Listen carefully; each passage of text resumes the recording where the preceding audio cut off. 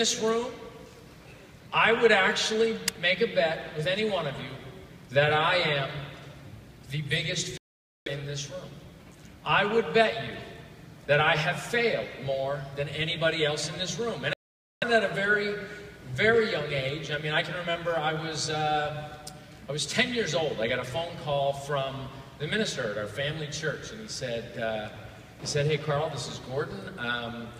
You know, you're in third grade, I guess it was, or fourth grade." He said, "We'd like you to do the tech every Sunday for church, where you put the mics up and the sound and do all that stuff." And I was like, "Sure, that'll be easy."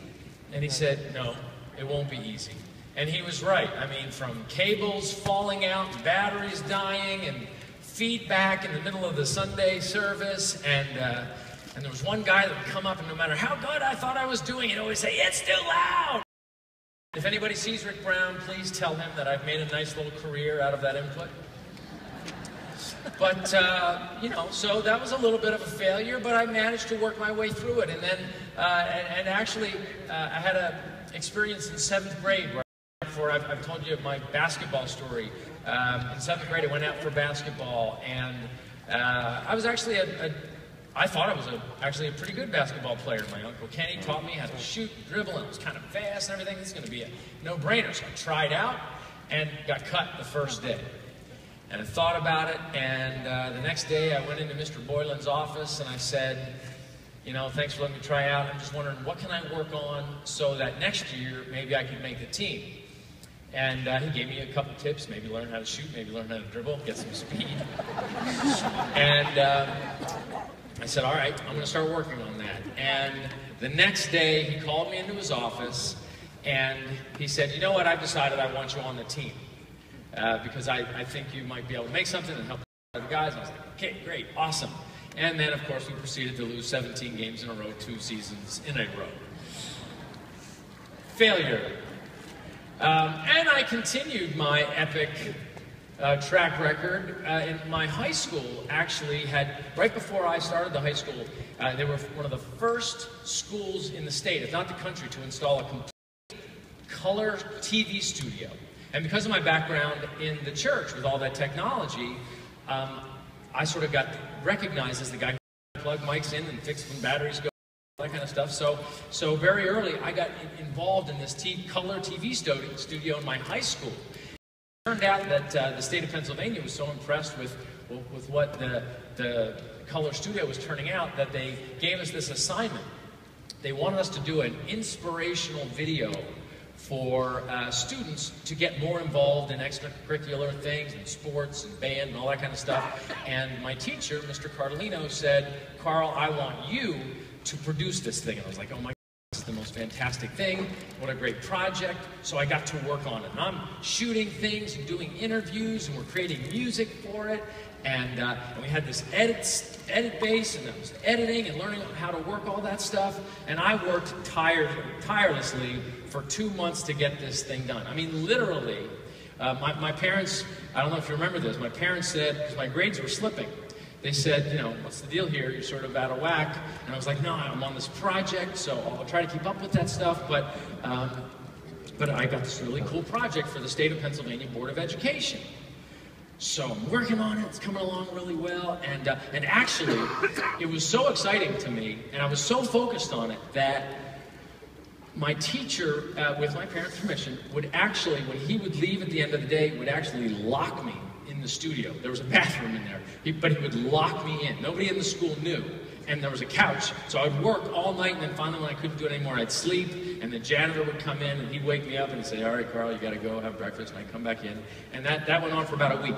Got this thing done, I don't know if you remember, 3/4-inch videotape, and got it done, popped it out, my masterpiece, my 15-minute masterpiece. And I went in, I put it on my teacher's desk. His desk was always a mess, Mr. Carlino. He couldn't, you know, he's like an Einstein kind of guy. Put it there. Went to my classes, going about my day, and I get paid on the school sound system. "Carl Daikeler, please report to the TV studio." Like, he must have seen my video. "Gonna check out this positive feedback." And I walk into his office, and the guy is ashen. like, I'm like, well, Mr. Carlino, what's the deal? And he's on the sofa where I would nap, and he's like, you have to sit down. Oh no, what happened there? And he goes, you left that tape on my desk, right? And I was like, yeah. He goes, you left it by all the other blank cassettes, right? Oh. He said, I put it in and taped a school assembly master. I had 2 days until I was supposed to turn this into the state. I was like, oh, failure. So I spent the next 48 hours without sleep, with a little bit of food, and I cut the hell out of that thing. I remembered what I had. I had the raw material, and I just had to buckle down and cut it, and it turned out actually better than the original. Turned it into the state. We won an award. It was really exciting, really awesome. So I had this thing, clutched disaster out of the jaws of disaster. And then, I was talking to my dad about, where things were going to go for me, what was next, and he was like, I really want you to do Up With People. My sister had gone, anybody hear of Up With People? Okay, so my sister did that. She toured around, she became bilingual, Spanish and everything, and it was a pretty cool thing. So he really wanted me to do that, and I really wanted to go to college. And I just wanted to get started with my career. But he really wanted me to do Up With People. But I really wanted to go to college. But no, he really wanted me to do Up With People. But Dad, I really want to go to college. Failure, I went to college. Well, actually, I had to start applying. So I started to apply to schools. I applied to Boston College, or Boston University. I applied to, Boston University. But Boston College is cool too. Emerson, Syracuse, rejected.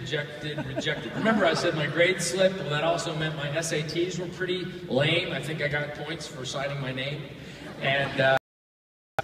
And so I got rejected from these schools. But the one I really wanted to get into, the one with the best poster with the prettiest girl in the hallway at school, was Ithaca College. So I was like, maybe I'll get in there. So I applied to Ithaca, rejected.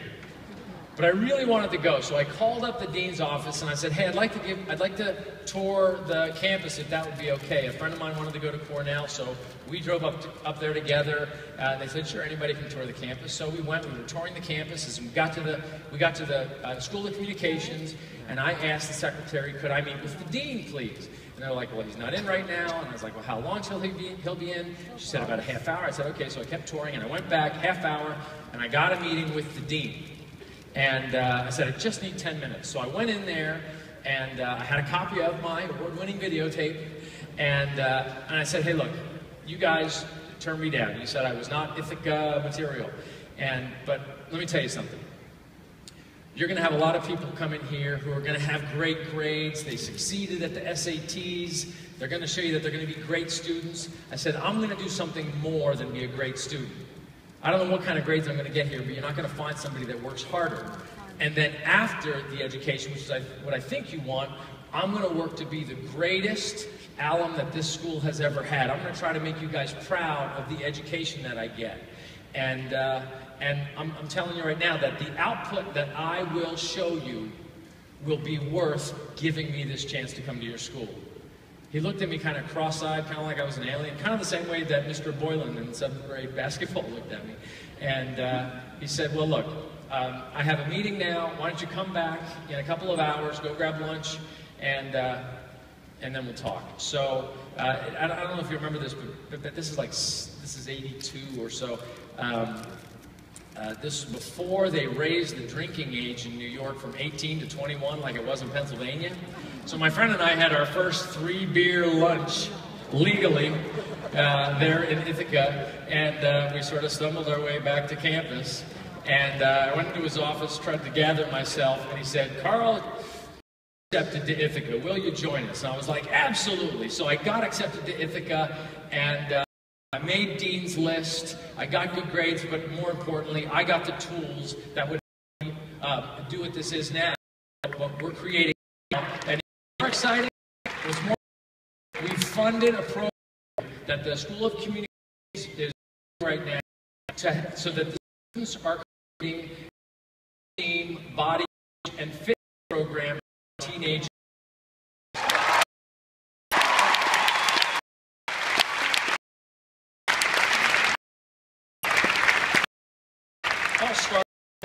failure. And then, you know, hot chocolate, and I got an dead. And I produced some of the worst commercials in history I'm not proud of, I'm not going to name. Failure after failure after failure. Now, with all the failures that were mounting, the CEO of the company said, all right, we're going to move you from over to Europe, where we want you to set up our import business in the UK and into Europe. So I went over there, and I didn't know anything about supply chain management. I was a community guy that used to run sound in church, what they call VAT taxes and transfer taxes and stuff, and pretty much a flop. They brought me back and they put me in charge of buying $1.5 million of media a week, and the company was doing, and it ended up total failure. Somehow I got recognized, guys, as having a set. I got another job in the infomercial, got a little bit of traction, 8-minute hit for me, and then a group of investors, shortcutting the story a little bit, but a group of investors, this guy's the man in the infomercial business, and they $500,000 for John and I to start a company. I began my next phase of failure. And now there's mixed with in there. We had great abs guaranteed, size guaranteed, power 90, slim and 6, but that was surrounded which were just as good, fantastic products, but we couldn't market them. I mean, Project U, figure out how to market that thing. Body couldn't figure out Rev Ad, in extreme. You know, struggle. And in the midst of this, they started to test this new thing. At the same time, we got this idea for a network to maybe replace this failure in network marketing that we had tried. This idea had been called Body. That's what the club used to be called. And in my Beachbody, if you referred somebody in, you would make as my beach. It was not. So we had this other idea. Let's with $12 million body game. Started moving that thing on first, and it's going to be awesome. Convinced one. We're going to have this nailed. Launch sometime in April. Total. We couldn't get out of our. Barely get an order in. Orders, stuff late, volume. Sometimes we've missed check run. About as bad. Another failed marketing business, but somehow we attracted to the mission. Felt like it was worth hanging around, and we got about the same time.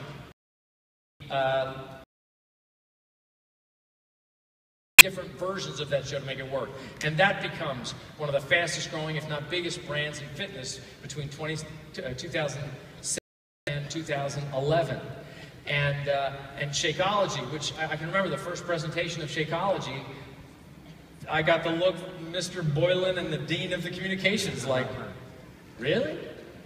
Over $4 a serving for a shake? No, this is one me that don't like vegetables, that would need some way to get some health inside their body, and maybe there's enough of us that care about nutrition that if it just tasted like chocolate, we'd drink it.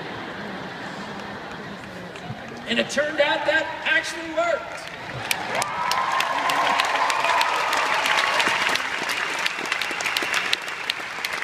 Failure after failure, though. Failure, and if you tried some of the early samples of Shakeology, man, you know on Saturday Night Live they do spit takes, you know? That's the way it was, man. We had a guy, his full-time job was like, do Shakeology. Thanks, Pedro. But we got it.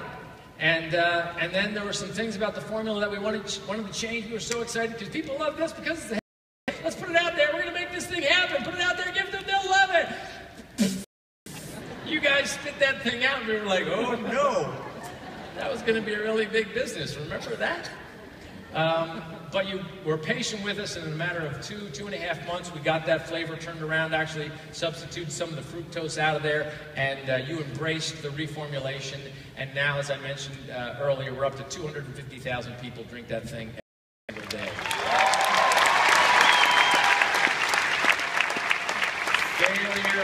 Failure, failure. It's unbelievable. You know what? It kind of makes sense.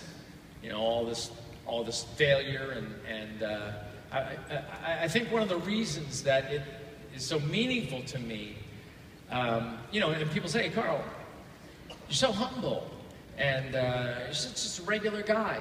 That's because when I look at this, and you guys ask me, you know, we take these photos, and you're like, oh my God, you must look at what you've created and what this has become, and you must be so proud. You got to understand, I don't see this incredible success. I see this incredible failure that has turned into something so beautiful. But I can't see it separate from what it takes to get here. And I got to tell you, every single day I wake up, there's something that I'm failing at right now. I mean, hey, let's look at reality. Body Beast, we haven't been able to make that thing work out. Guess what happened last weekend? And what I think is the 15th test of that show, we got traction. You're going to see Body Beast on TV.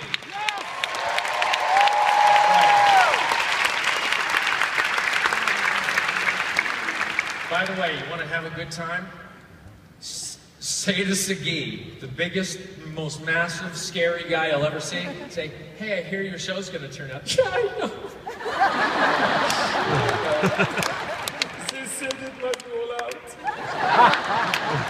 He's such a sweetie. Such a sweet guy.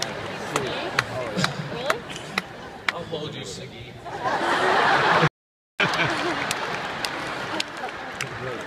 But look, I'm surrounded by, I'm surrounded by failure. And what it comes down to is getting, I think one of the reasons I'm like this, my mom sent me an email last week. She's like, hey, you need to start taking it easy a little bit. I can tell you're a little bit stressed, and your communication, and the fact that I haven't spoken to you in 7 months.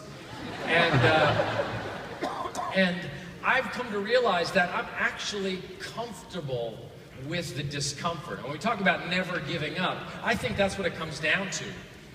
You got to be comfortable with being uncomfortable. And I'm surrounded by people who taught me that. I'm lucky enough to have family here. My stepmom, Sharon, she's an incredible voice. If you heard her sing, it's like operatic. It's like incredible. And she auditions constantly, and she is constantly rejected. But she deals with it. I mean, I've known you 30 years. I think we've known each other. And she just, rejection after rejection. And then sometimes she gets the part, and she performs, and are blown away at what she has done. She fails constantly, and because of that, she succeeds constantly. My Uncle Kenny, who I'm so lucky to have here, if you ever think I have a measure of showmanship or craziness about it, blame him. Blame him. But I watched this guy, one of the greatest senses of humor I've ever come across, but I watched this guy build this business with such pride. These cars, they look like NASCAR. It was in that sort of automotive hydraulic lift business. That's kind of what it is. And he had this big shop and employees, and he overbuilt it. Too much overhead. And then when anything went sideways, you got more people, and you don't know what this guy's doing or that guy's doing. Some guys maybe skimming a little bit on his, and the thing cratered on him. Failure. So he slimmed it down. He moved it into his house, and he kept working on it.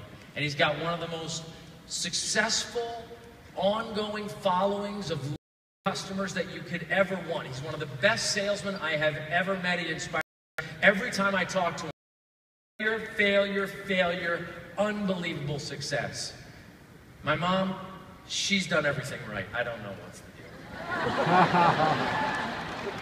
No, actually, she had an interior design business that was the envy of the interior design industry because she would teach interior designers how to do workshops, and she would have people come together, and they go from house to house and decorate a room, and it was really a great business. But she looked at it, and she was like, I'm teaching everybody how to design, but I'm not doing any design anymore. Failure.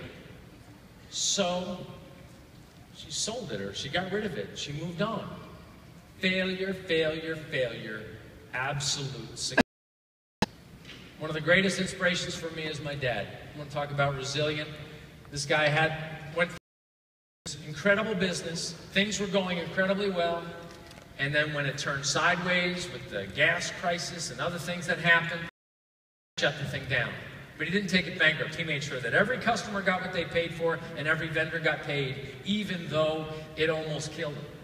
And then when he had to find that next job, he took 2 jobs, and overnight, as a night watchman, had his Selinger, is that what that thing was? A little typewriter, and he would knock out 100 resumes and letters a night that he would send out. And he ended up getting this job as the president, or started with the assistant to the president, or the CEO of the world's largest party favors. Odds are, if you have a party with balloons, he's the one that sent it to you.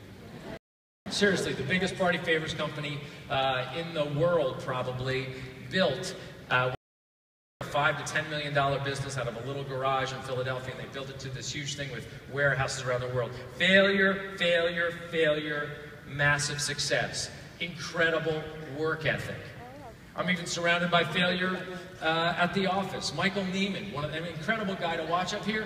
This guy wanted to be a performer. Like, he would train with famous actors. He had the opportunity to really be, just didn't happen. But we happened to get to enjoy this expression of talent up here, which is my work.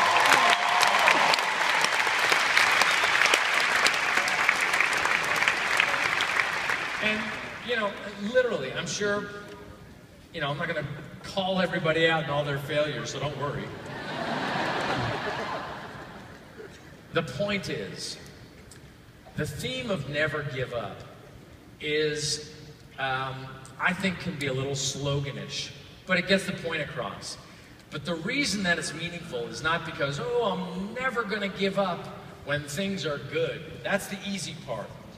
The thing to remember, the thing to take away from this weekend is you got to find a way, like Diana Nyad said, like you've heard so many speeches, you got to find a way to never give up when you're in the midst of failure after failure after failure. That's when never give up matters. That's when all of a sudden you show what you've got going for you. That's when you show that you truly are a leader in this business and that you deserve to be part of that millionaires club. You think those millionaires, it always went well for them? Absolutely not. They dealt with the failure, they dealt with challenges, they dealt with botched launches at Beachbody or terrible technology or somehow, literally, I do not understand how this happens, but constant technology breakdowns on Wednesday. I'm getting emails from people, you do this on purpose, right? You do this when the week's about to close and all of a sudden at 5 o'clock in the afternoon the site goes down. No, it's just, we're just failing. But it's true. And we constantly work at it. And when you, even around here, as we're blowing it, I mean, they've done such an amazing job organizing 9,000 people, moving, trying to get everybody into workouts and all this kind of stuff, and fist fights are breaking out. You got to remember, we're just people too, and sometimes, you know, after a week without sleep, we're gonna try to figure it out. At the end of the day, we're gonna keep failing, and we're gonna get better, and wait till Nashville, because that's gonna rock.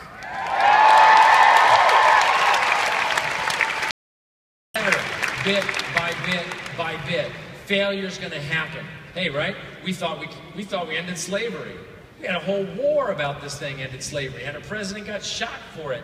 Like the whole, and then we, you know, got into the 60s, still didn't have equality, worked that out, a lot of confrontation, a lot of conflict, a lot of violence, but hey, we're getting there, right? It turns out there's 3 times more slavery now than there were in the transatlantic slave days. Failure, failure, failure. Do we give up? Absolutely not. We give some money to IJM. We get creative. We talk to people about it. We promote it. Failure, failure, failure. This is the human condition. The only constant is constant change. People ask for, hey, is truth permanent? Is love permanent? I don't think so. I mean, it's always around us. It's always available, but it's going to come down to your choice. The choice to not give up on it is where your success lies. Let me say that again. The choice To be successful comes down to when things are tough and it looks absolutely hopeless to you. When we thought P90X would never work, we saw potential and we tried again. When you think there's no way that you can possibly get to Success Club because it's the 30th of the month and here comes the 31st and you're 3 points short, are you going to give up then? No. You're going to work another day. A great story. A great entrepreneur, and I hope I haven't shared this before, but he was getting interviewed one time. He was telling me about a story about when, who's the guy? John Glenn? John Glenn was a test pilot, right? So John Glenn? Okay, so John Glenn was getting interviewed during his test pilot days, and the interviewer said, you know, so as a test pilot, can I work on a hypothetical here with you? You know, what if your plane's going down, and you see the mountain coming, and it's done. All your options are exhausted, and you're going to hit that mountain. What is the last thing that you think? And John Glenn says, try something else. And the guy says, yeah, no, I get it. But really, literally, like the mountain is there. Like you can see the rocks. What is the last thing that goes through your mind? Try something else. And the reporter goes, yeah, wait, you're not getting the question. This is, you feel the mountain against your nose. And John Glenn says, do you want to feel my fist against your nose? I try something else. I don't build in a hypothetical for how do I bail out of this mission. I try something else. That's what you do. Carrie, can you put that slide up for me? So last year we asked you to put up what's your commitment? My dad put up his commitment. By the end of 2013, I want to introduce 100 persons age 60 and older to Tai Chi and 100 persons age 60 and older to Shakeology. How'd you do? Failure.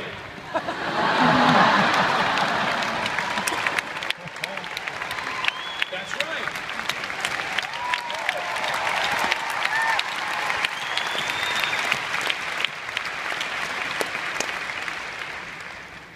We were talking about that, and he said, you know, I'm disappointed in myself. And I said, Dad, I could put you on stage, and I think there would be 9,000 people that go, yeah, me too. Because we all experience that. This is the human condition. This is the experience. How you deal with setbacks and suffering and resistance and challenge, that is the game. So here we are in a business with an opportunity to help people achieve their goals to lead healthy, fulfilling lives. Every time you take action, like Jeff said, you go for Success Club. You get in Coach Basics. You try to win the team cup. At least you put a team together to do the best you can with that team cup. Maybe you don't achieve your goals, but you tried. He tried, and he's not done trying, reaching out to people with Tai Chi.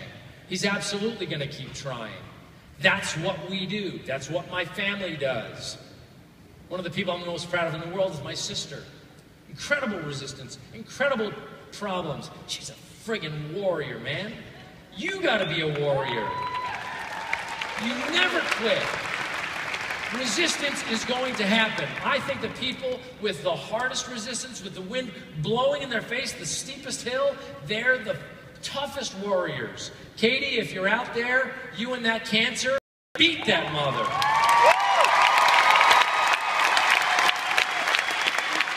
Absolutely. You know why? Because somebody's going to be inspired by it. You're going to be fulfilled by it. Be fulfilled by action, not the TV, not how much can I eat, not, hey, look how much we drank last night. Be fulfilled by action, by taking something on. I'll finish with a little story that I heard, and I'll probably botch it a little bit, but